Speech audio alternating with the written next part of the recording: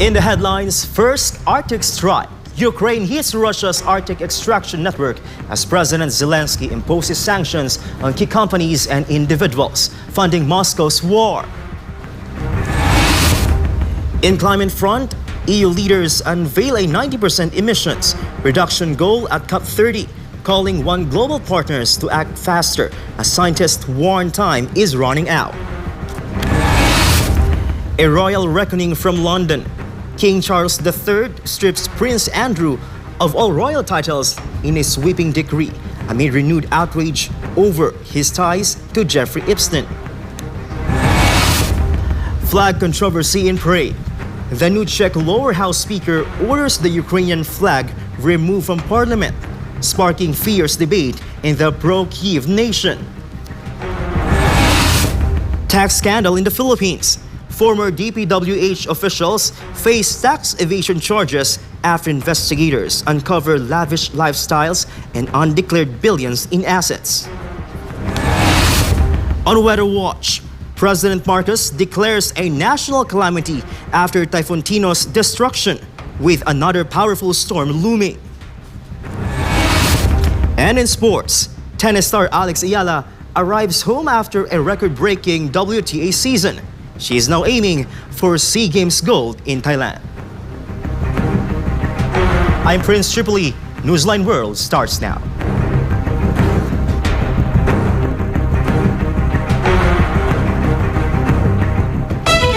President Vladimir Zelensky says Ukraine is now targeting one of Russia's biggest moneymakers, its Arctic extraction and shipping network. Kyiv has imposed new sanctions on dozens of Russian companies and individuals, aiming to cut off key revenue streams that it says help fuel the war. Joy Tabanao tells us more. In a televised address, Zelensky announced sanctions aimed at Russia's Arctic industries, a sector he called a major cash cow for Moscow, generating tens of billions of dollars annually. The new measures target Russia's tanker fleet, its Arctic energy firms, and the volume of natural resources being exported from the region. Це справедливо. Будь-який спосіб обмежити російські доходи – це ефективна протидія війні. Kyiv says the latest sanctions list includes 36 Russian-linked entities and 18 individuals, though technical enforcement details have not been made public. Russia's dominance in the Arctic stems from its massive coastline, which accounts for over 53% of the Arctic Ocean's total. Meanwhile, Zelensky also pledged further action against Russia's weapons manufacturing, sanctions bypass systems, propaganda apparatus, and Ukrainian nationals accused of aiding Moscow during the conflict. Ukraine says the package brings the country in sync with the European Union's 19th sanctions round, with Zelensky calling on Western partners to mirror the restrictions. Важливо, щоб так само це зробили інші країни Європи, які поза межами ЄС, зокрема Норвегія, Швейцарія, Британія. Партнери нас чують, беруть наші... Joy Tabanao, your citizen correspondent reporting for Newsline World.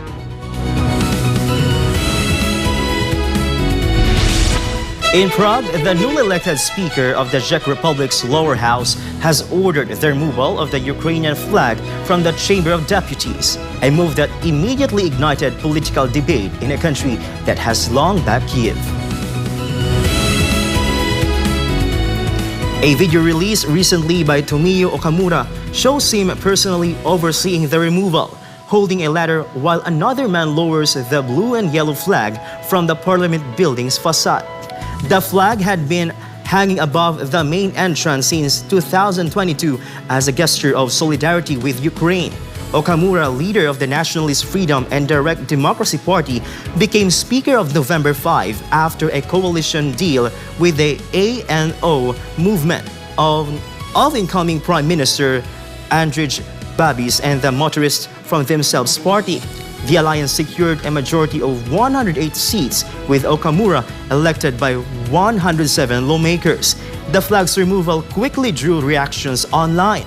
Supporters called it a statement of national sovereignty, while critics accused Okamura of weakening Prague's long-standing support for Ukraine.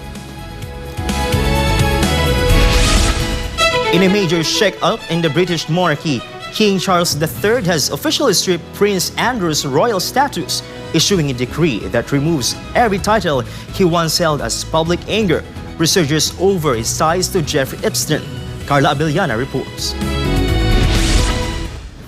In a letter patent dated November 3rd released Wednesday, King Charles III declared that Andrew Mountbatten Windsor is no longer entitled to be styled as His Royal Highness or Prince. The notice appeared in the Gazette, the UK's formal government record. Afternoon, the King Jason. had already moved to revoke Andrew's Duke of York title last week and earlier ordered him to vacate a royal lodge, his 30-room home of more than 20 years near Windsor Castle. He is expected to relocate to a smaller house on the Sandringham estate, reportedly using funds provided by the monarch. The decision follows renewed scrutiny of Andrew's relationship with Jeffrey Epstein, the late convicted child sex offender known for his profile connections to powerful figures. It also follows the recent publication of a memoir by Virginia Roberts Joffrey, who accused Andrew of abusing her as a minor in the early 2000s, allegations he denies. Geoffrey died earlier this year and her family publicly supported the king's action.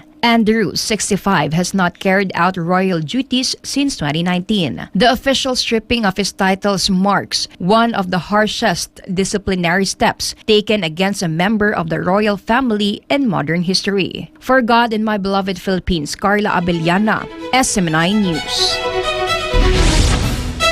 Cheaper and faster internet. This is what the Department of Information and Communications Technology or DICT expects once new telco players enter the country, following the signing of the Implementing Rules and Regulations or IRR of the Konektadong Pinoy Act. Jason Rubrico tells us more. The Department of Information and Communications Technology announced that the Konektadong Pinoy Act will take effect by the end of November, facilitating the entry of new internet service providers and opening up stronger competition in the industry. This follows the signing of the Implementing Rules and Regulations or IRR of the Konektadong Pinoy Act. Towards end of the month, fully effective na yan. Yung mga gustong pumasok dito, hindi ko na pangungunahan, pero marami yan. Both local and international. Kasi, naman yan, pwede silang foreign, 100% And both foreign and local partnering together. Under the new IRR, the process for obtaining permits and registrations for internet service providers has been streamlined, while the Dig Once policy is being implemented, allowing fiber cables to be laid simultaneously with public projects to save time and costs. Secretary Henry Aguda added that 7 international telco firms have already expressed interest in entering the market, in addition to numerous local companies. Yung last na sinabi ko, nasa mga 7 na yung international. Yung sa local, hindi ko nababanggitin, mas marami yon. Bawat Pilipino ngayon, marami siyang option for internet access. He stated that with the increasing number of telco players, more affordable internet can be expected for every Filipino. Pag mas marami kang competition, mas maganda yung presyo sa consumers. Pagdating ng Konektadong Pinoy at full implementation, sigurado bababa yan. With the signing of the IRR, the DICT is ready to begin fiberization of every household, aiming to provide all Filipinos with fast, reliable, and affordable internet by 2028. Reporting for Newsline World, I am Jason Rubrico, SM9 News. President Ferdinand Marcos Jr. has ordered the release of a 1.307 trillion pesos program budget for the fourth quarter of the year. This aims to address the needs of those affected by disasters and help them recover and start anew. Palace Press Officer Claire Castro shared a statement from Department of Budget and Management Secretary Amena Pangandaman, noting that a significant portion of the fund will be allocated to social services. Marcos Jr. also instructed all government offices to use the funds in a proper, orderly, and effective manner to further stimulate the country's economic growth. Castro added that the government believes that when public funds are properly utilized for infrastructure, health, education, or direct subsidies, more money circulates, contributing to the nation's economic growth. She further explained that consumption and investment are strengthened as investors observe the rising demand for their products and services. Up next, Tax scandal in the Philippines. Former DPWH officials face tax evasion charges after investigators uncovered lavish lifestyles and undeclared billions in assets. On Weather Watch, President Marcos declares a national calamity after Typhoon Tino's destruction, with another powerful storm looming. And in sports, tennis star Eala arrives home after a record-breaking WTA season. She is now aiming for SEA Games gold in Thailand. More news when Newsline World returns.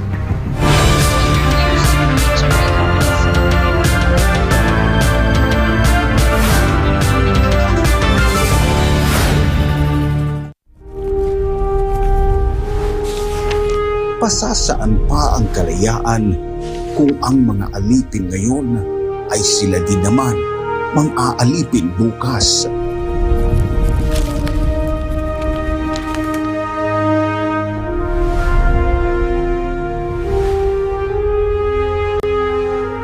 Ibigin mo ang iyong bayan ng sunod kay Bathala sa iyong kapurihan at higit sa lahat sa iyong sarili.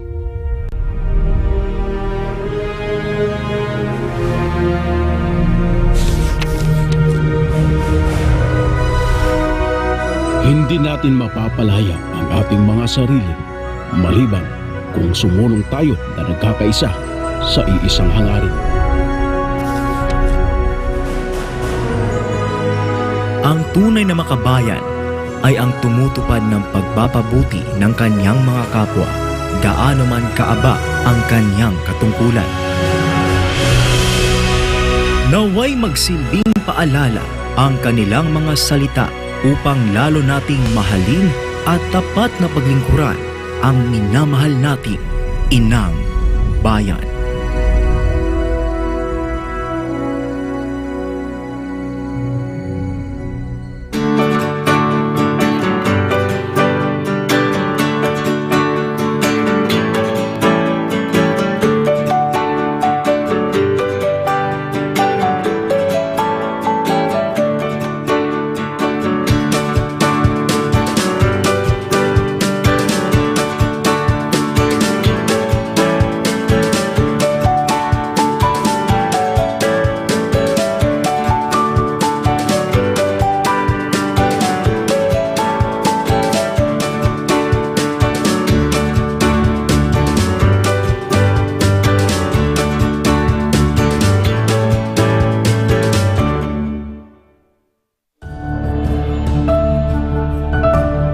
Anything that happens in your life right now, as long as you hold on to the Father, stand strong. That is faith. So whatever you are undergoing now, believe that in the end, it will be the Father's will that will happen in your life. And that He will see you through as long as you hold on to Him. At the end, it will be all right because you will win. You will have the victory.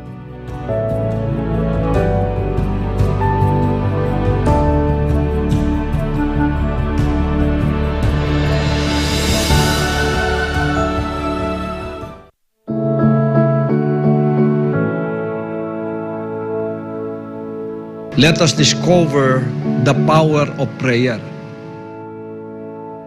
30 minutes of kneeling down and praying to God all alone in your room or when nobody is there will make miracles in your life. It will help strengthen your spirit and your mind, and the Father will give you the comfort that you have been seeking for that nobody can give.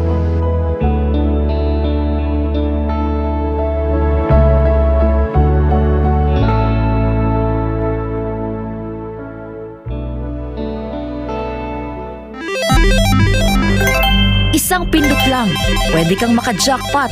Mukhang masaya at easy money lang. Sa murang halaga, pwede ka na tumaya sa online gambling at e-casino apps. Mayroong sabong, slot machines, mahjong, poker at iba pa. Kailangan mo lang ng smartphone, e-wallet at internet. Pero ang aliw na ito unti-unting nagiging bitag para sa mga Pilipino, lalo na kung ang paborito mong artista o influencer ang mukha ng app. Mas madaling makaengganyo, diba? Parang safe naman kasi may kilalang mukha. Pero sa likod ng ngiti, sugal pa rin ang itinutulak at syempre, mas madali ring itago ang pagkalulong sa bisyong ito. Walang pisikal na kasino o pasugalan, walang kaharap, walang accountability, kaya't mas lumalala ang adiksyon. Dagdag pa rito, maraming online gambling apps at walang regulasyon. Sa likod ng mga makukulay na interface at papremyo, nakatago ang problemang bumabalot ngayon sa bansa. Ang pagkalulong ng maraming Pilipino sa online gambling. Pwede maglaro kahit saan, kahit kailan, kahit sino, bata man o matanda,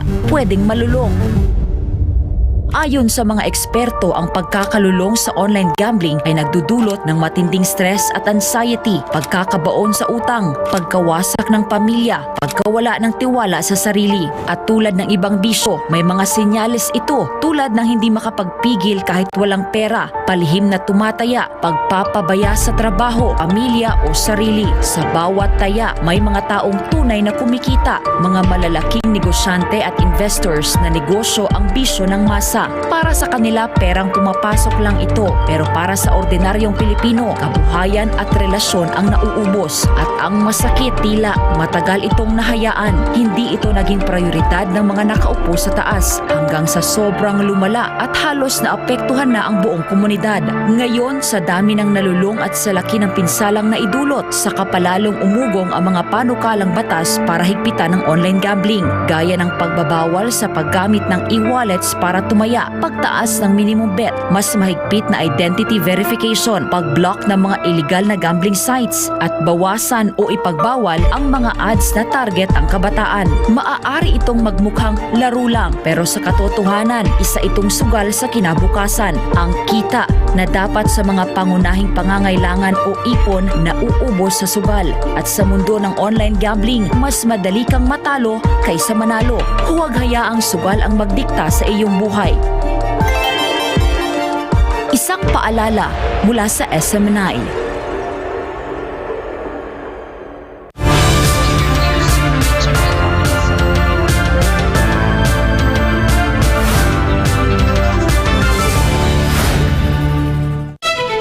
Former DPWH officials Henry Alcantara, Bryce Hernandez, and JP Mendoza are facing tax evasion cases over billions of pesos in unpaid taxes with the Bureau of Internal Revenue or BIR.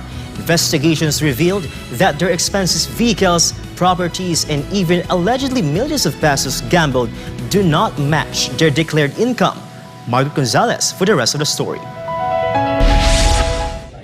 The Bureau of Internal Revenue or BIR discovered in its investigation that the lavish lifestyles of former DPWH officials Henry Alcantara, Bryce Hernandez, and JP Mendoza did not match their statements of assets, liabilities, and net worth and tax returns. They own luxury vehicles and other properties according to records from the Land Transportation Office and the Land Registration Authority. In addition, they allegedly spent millions of pesos in casinos, further evidence of a lavish lifestyle inconsistent with their declared income to the BIR. According to BIR Commissioner Romeo Lumagid Jr., the trio's combined tax liabilities from 2022 to 2024 arising from their assets and unreported income exceeded 1.6 billion pesos, prompting the formal filing of tax evasion complaints with the DOJ.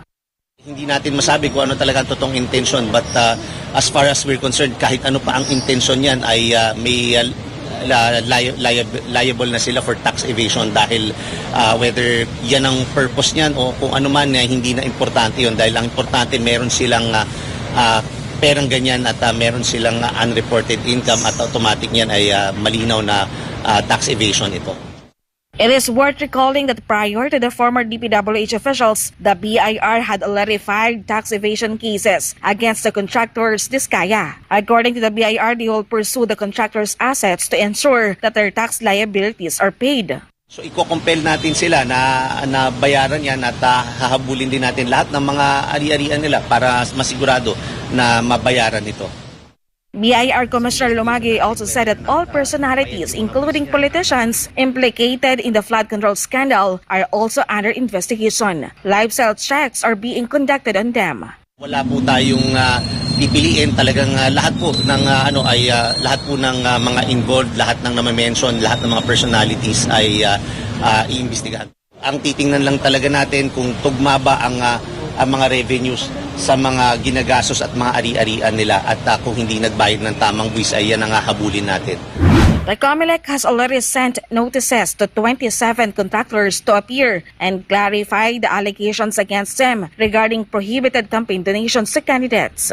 Magsisimula yun by next week upang dalhin yung kanilang mga counter affidavit, sagutin yung mga possible na issue, yung mga allegation sa kanila na sila ay number 1, government contractors, number 2, na sila ay nagbigay ng tulong, whether financial or in kind, sa mga kandidato.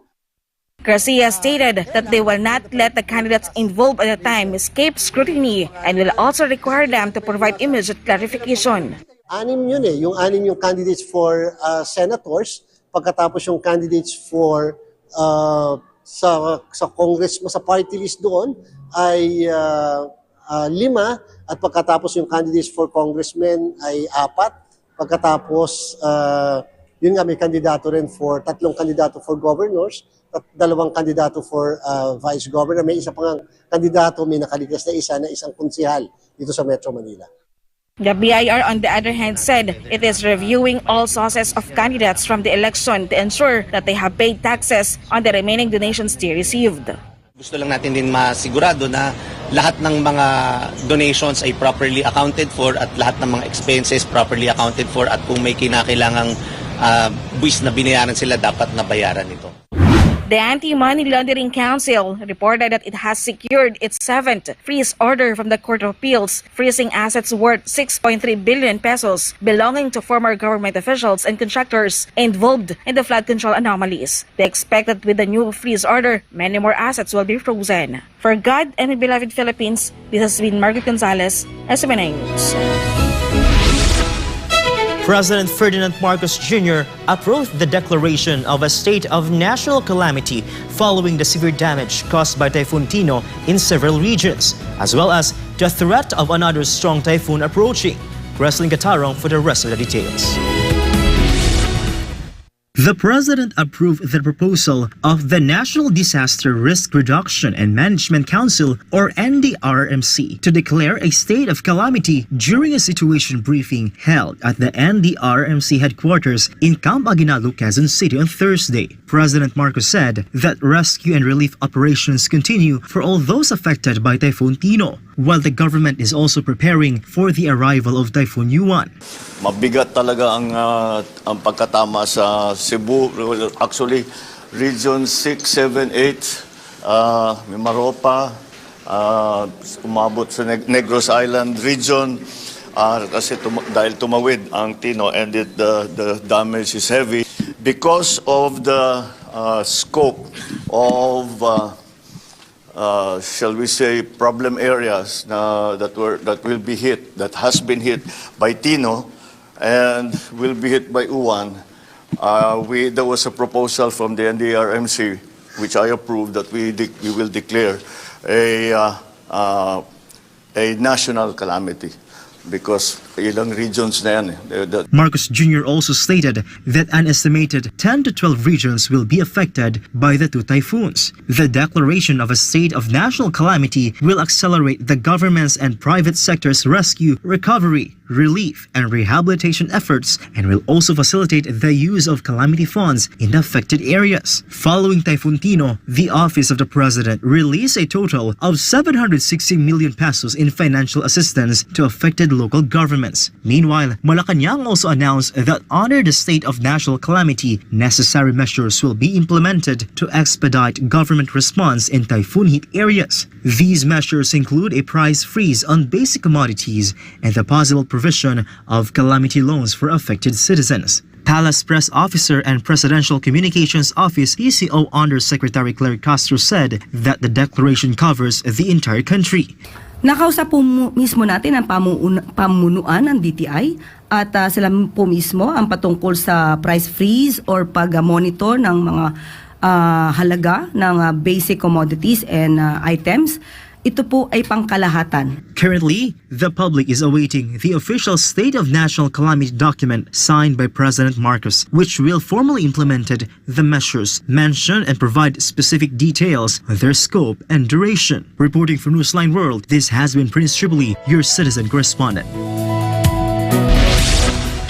The Independent Commission for Infrastructure, or ICI, clarified that is only gathering evidence, and the final decision on whether to file cases against those involved in anomalous flood control projects rests with the Ombudsman.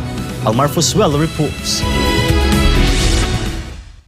The Independent Commission for Infrastructure, ICI, went to the Ombudsman's office on Thursday to submit their fourth interim report and recommendation regarding the ongoing investigation into anomalous flood control projects. The Commission's submission included their findings on the 95 million flood control project in Bocaue, Bulacan, implemented by the DPWH Bulacan 1st District Engineering Office through contractors Top Notch Catalyst Builders Incorporated and Beam Team Developer Specialists Incorporated. The project was intended for slope protection and waterways improvement in Barangay Bambang, Bocaue. In an interview, ICI Chair Justice Andres Reyes Jr. said they received reports indicating that no structures were being constructed at the location approved in the bid plans. And the Commission also observed other anomalies in the contract. Based on the report endorsed by the Commission on Audit, it was established that no structure was constructed at the location specified in the approved bid plans. It's also noted that there are unjustified discrepancies between the as-built plans and the approved bid plans.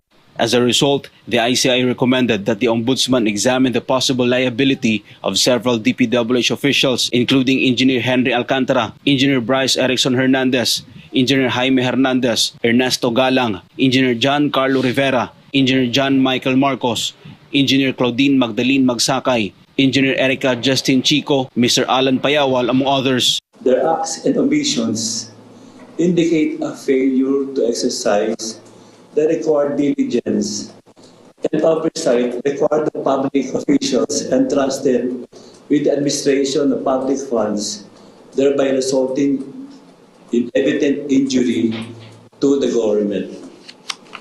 At this stage, the findings remain preliminary. Thus, the ICI will be recommending that the Ombudsman evaluate whether personal and potential violations may exist. The ICI further stated that the Ombudsman should also look into possible violations of the Code of Conduct and Ethical Standards for Public Officials and Employees, which involve former DPWH Secretary Manuel Bunuan and former Undersecretaries Roberto Bernardo and Maria Catalina Cabral. In addition, the Commission will recommend that the Ombudsman assess whether there is potential violations of the Code of Conduct and ethical standards for public officers and employees may also exist on the part of DPWH Secretary Manuel Bunuan, former Undersecretary Roberto Bernardo, and former Undersecretary Maria Catalina Cabral. However, Reyes clarified that they are not the ones filing the case. They are only responsible for gathering the data, and it is up to the Ombudsman's discretion whether to prosecute. It's better to say it's referral. Actually, it's the same. Recommending referral is almost the same. But referral will be a subtle way of giving the records to the Ombudsman. But we are just the data gatherer, evidence gatherer, so it is up to the Ombudsman to really determine the action to be taken against these public officials. It's up to them to evaluate. Because I think that's their discretion. We cannot force them to file. It is worth noting that since its formation, the ICI has faced criticism from the public, with some questioning its credibility because the commission was established by the President himself. For God and my beloved Philippines, Almar Forzuelo, SMNI News. Nearly 10,000 police officers will be deployed for the 3-day religious event at Rizal Park, which is expected to be attended by 300,000 people. Here's the report from Paul Montibon. The Philippine National Police is ready to provide security for the 3-day religious rally at Rizal Park on November 16 to 18, which is expected to be attended by 300,000 people. According to the PNP, nearly 10,000 police personnel will be deployed to ensure public safety, including traffic enforcement and medical teams. A total of 9,829 police personnel from the National Capital Region Police Office will be deployed for security, comprising civil disturbance management teams, traffic enforcers, K9 units, medical teams, and quick reaction forces. The PNP continues to coordinate with the Manila City government and event organizers to ensure that the planned rally proceeds smoothly. The PNP appeals to the public, emphasizing that everyone shares the responsibility for security by following the protocols set by the authorities. According to Acting PNP Chief Police Lieutenant General Jose Melenzo Nartatos Jr., the PNP is fully prepared to ensure that the event remains orderly, safe, and peaceful. The alert status of nearby PNP units will also be raised to ensure a quick response and adequate personnel at all times. The PNP also reminded motorists of potential heavy traffic and road adjustments around Rizal Park. Everyone is advised to watch for traffic advisories for alternative routes. The PNP will release additional details on crowd flow, entry and exit points, and traffic rerouting after the final coordination meeting. For Government Country the Philippines, reporting for Newsline World, this has been Paul Montibon, SMNI News.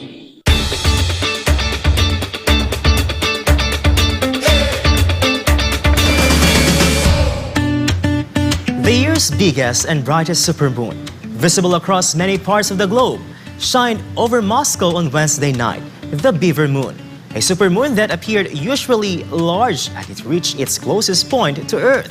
Daniela Polite has the story. The Beaver Moon appeared larger and more luminous, the second of 3 back-to-back supermoons visible this season, with the next due in December. A supermoon occurs when the full moon aligns with the moon's perigee, creating a brighter and more dramatic view. The Beaver Moon is the traditional name assigned to November's full moon, though its roots vary across oral histories. Some trace the term to Native American and colonial lore tied to beaver behavior and the onset of winter.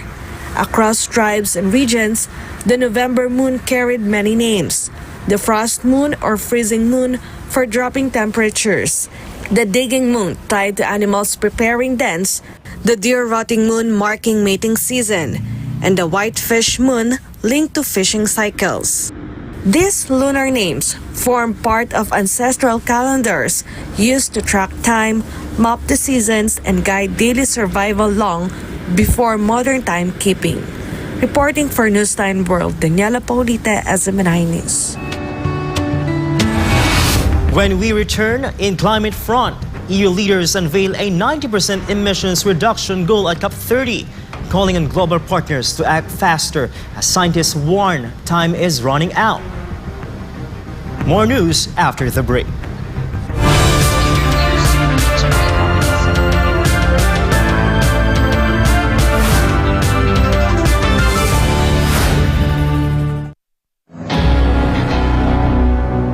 Maging alerto at handa tuwing may bagyo. Upang manatiling ligtas, narito ang ilang mahahalagang paalala. Manatili sa loob ng bahay. Iwasan ang paglabas, lalo na kung malakas ang ulan at hangin. Mag-imbak ng pagkain at malinis na tubig. Maghanda ng emergency kit. Manatiling updated sa lagay ng panahon. Maghanda ng mga flashlight at extra baterya. Panatilihing fully charged ang iyong cellphone. I-secure ang mahahalagang dokumento sa waterproof na lalagyan. Patayin ang kuryente, gas at tubig kung may banta ng pagbaha. Alamin ang iyong local emergency hotlines. Putulin o tapyasan ang mga sanga ng puno na maaaring mabuwal sa malakas na ulan at hangin. Lumikas agad kung inabisuhan ng mga otoridad. Maging ligtas at maging handa sa panahon ng kalamidad. Ang paalalang ito ay hatid sa inyo ng SMNI. Maging ligtas, maging handa. Narito ang ilang paalala kung sakaling tumama ang lindol. Maghanda ng emergency kits na may lamang flashlight, pito, first aid kit, tubig at pagkain. Alamin ang emergency exits sa inyong bahay, paaralan o opisina. Habang lumilindol, magtago sa ilalim ng matibay na lamesa upang maprotektahan ang sarili sa mga nahuhulog na bagay. Lumayo sa mga bintana at mabibigat na gamit na maaaring mahulog. Kung ikaw ay nasa labas, lumayo sa mga gusali, puno o poste na maaaring matumba. Kung ikaw ay nagmamaneho, itabi at ihinto ang sasakyan at lumabas. Pagkatapos ng lindol, gamitin ang hagdan sa paglabas ng gusali at huwag gumamit ng elevator. Maging alerto sa aftershocks at manatili sa open space kung kinakailangan. Maging ligtas at maging handa sa anumang sakuna. Ang paalalang ito ay hatid sa inyo ng SMNI.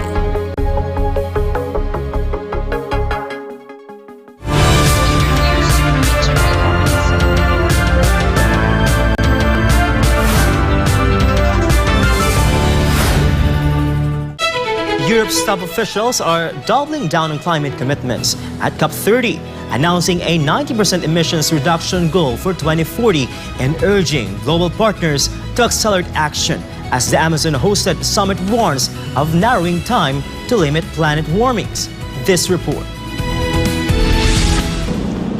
At the COP30 Leaders Summit in Belém, Brazil, European Commission President Ursula von der Leyen unveiled a new climate target for the European Union, a 90% reduction in carbon emissions by 2040, telling world leaders that the EU is prepared to help drive a global clean energy shift. Von der Leyen said nearly half of the EU's electricity now comes from renewable sources, adding Europe is staying the course. Von der Leyen vowed continued EU support for nations pursuing clean transition policies and emphasize the need to speed up implementation and strengthen international partnerships.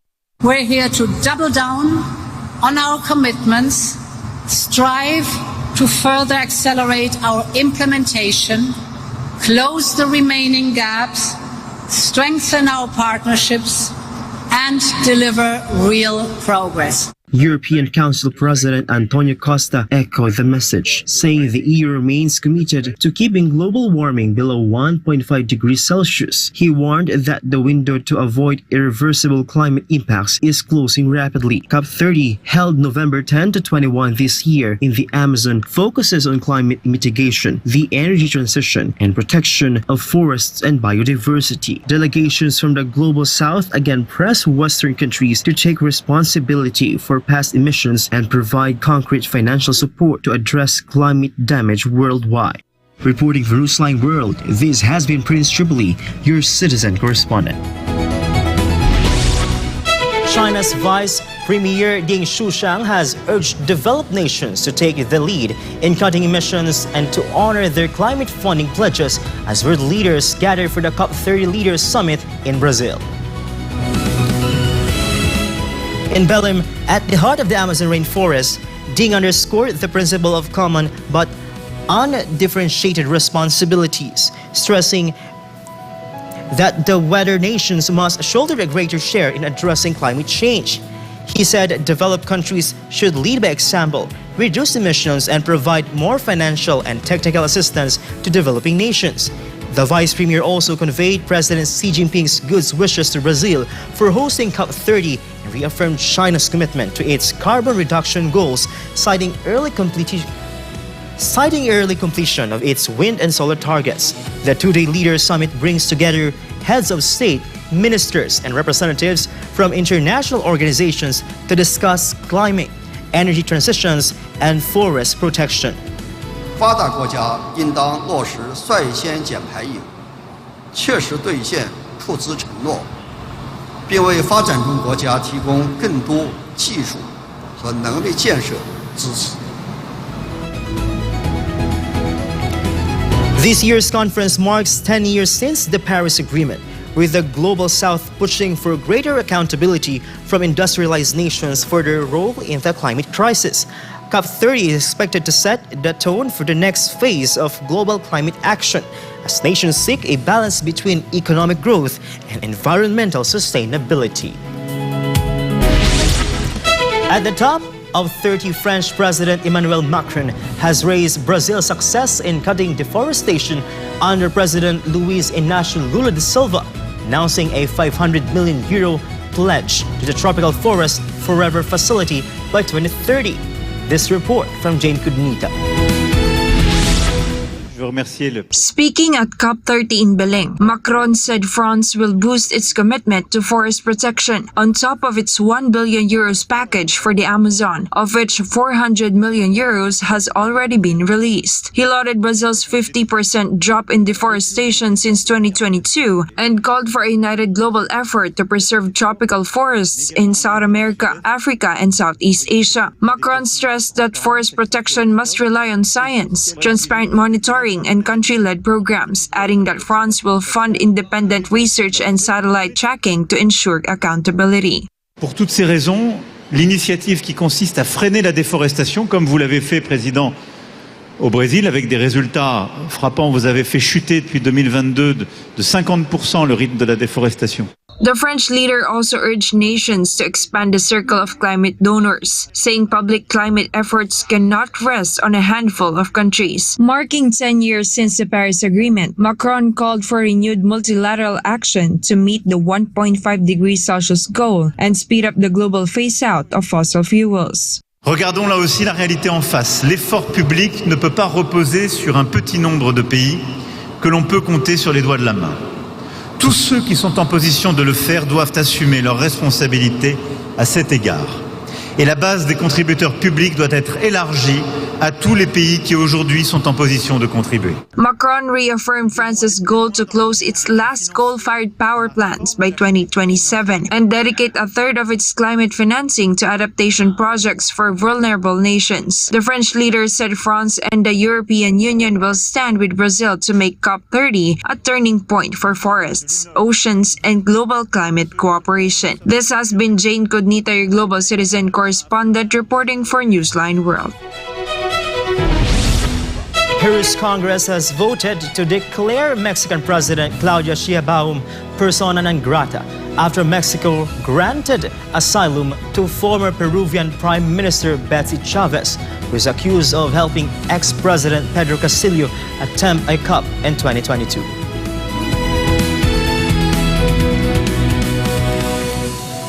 The move further heightens diplomatic tensions between Lima and Mexico City. The resolution was backed by lawmakers from several parties, including Popular Force, Popular Action, and Alliance for Progress. They accused Sheinbaum of taking a hostile and confrontational stance against Peru since assuming office in October 2024. Supporters of the motion said Mexico's decision to shelter Betsy Chavez amounted to interference in Peru's domestic affairs and violated international norms. Importante reiterar que se acaba de aprobar una moción que acuerda declarar persona non grata a la señora Claudia Sheinbaum, presidenta de los Estados Unidos mexicanos, rechazando de manera enfática sus declaraciones, las cuales se interpretan como una inaceptable injerencia en asuntos internos del Perú y una ofensa al sistema democrático nacional. Lawmakers argued the decision was not aimed at the Mexican people, but was a matter of defending Peru's sovereignty. Some lawmakers, however, criticized the decision as unnecessary, saying it could worsen relations with Mexico. The declaration adds to months of strained relations between the two countries, tensions that began after Mexico criticized the removal of Pedro Castillo in 2022. Mexico has not yet issued an official response to Peru's declaration.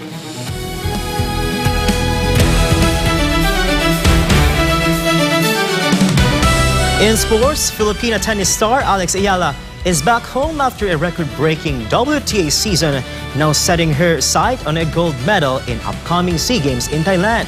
Meanwhile, Lando Norris has retaken the Formula One World Championship lead, saying his improved mentality, approach, and consistency have been key to his recent success. Carlo Del Peña will give us the latest sports update. Fresh from a remarkable season that catapulted her into the WTA Top 50, the highest rank ever for a Filipina, 20-year-old Eala has returned home to rest and prepare for her next mission with the national team. Her first stop was in Batangas, where she shared a photo of Taal volcano with the caption, "I always find my way back home." Eala is slated to lead the Philippine tennis team in the 33rd Southeast Asian Games this December, eager to improve on her 3 bronze medal finish in 2022. After a year filled with breakthroughs, including her first WTA title in Guadalajara, a US Open main draw win, and a semifinal run in Miami, Eala's confidence continues to rise. She's also optimistic about the planned Manila Open, a WTA 125 event that would mark a major step forward for Philippine tennis.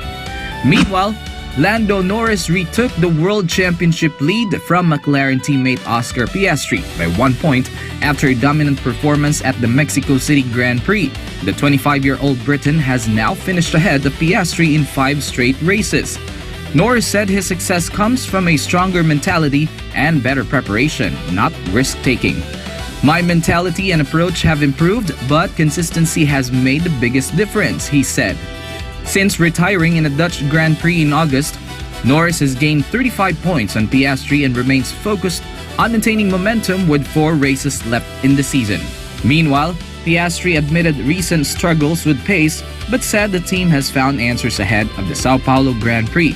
Red Bull's Max Verstappen, 36 points behind, remains a threat after 3 wins in the last 5 races, but says he's still the underdog in the title fight. Reporting for Newsline World, this has been Carlo de la Peña bringing you the latest sports news.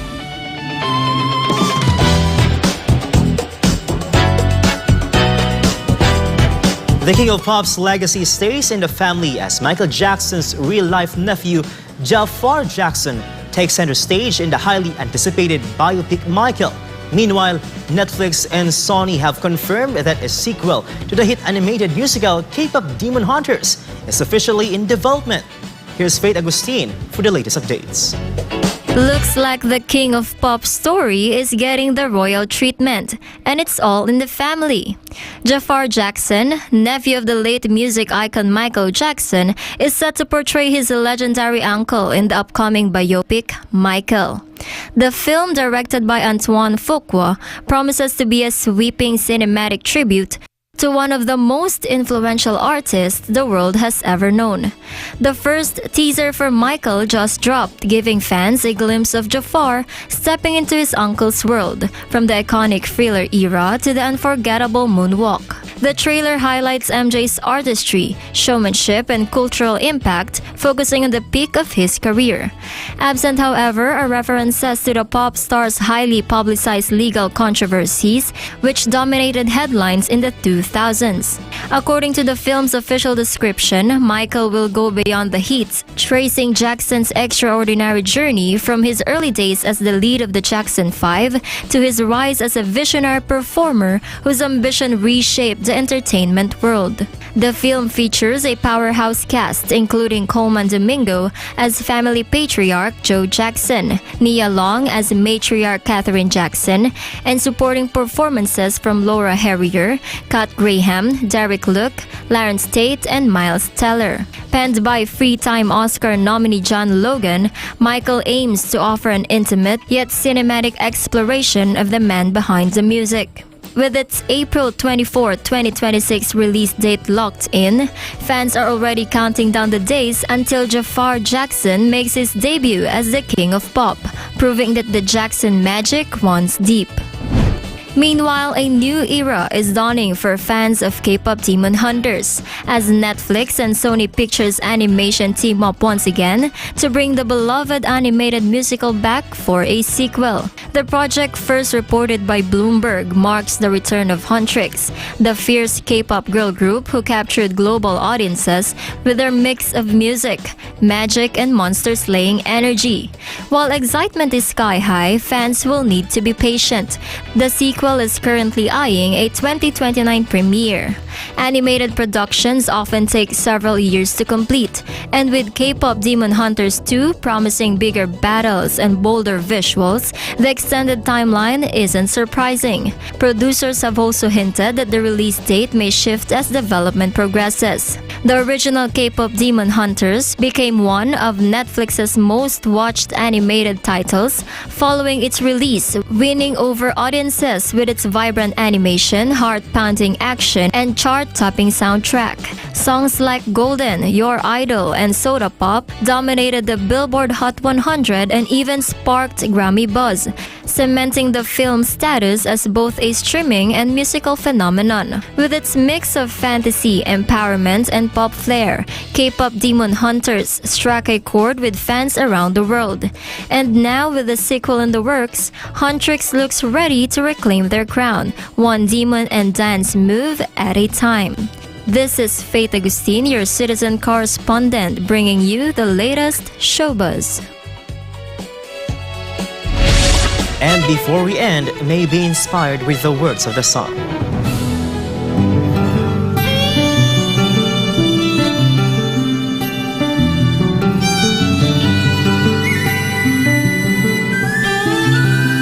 Your future depends on when you are now, not your past. Forget your past, bury it, grow up, and move on.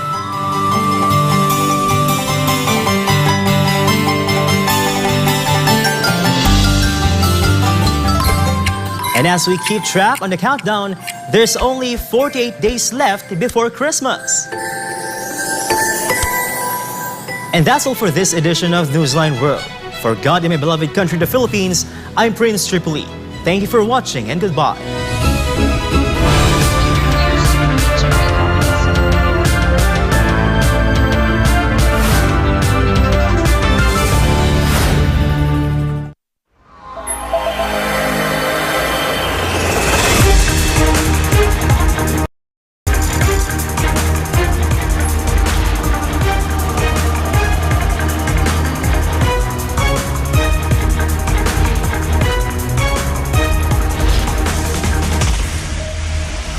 This is SMNI News Channel. Truth that matters.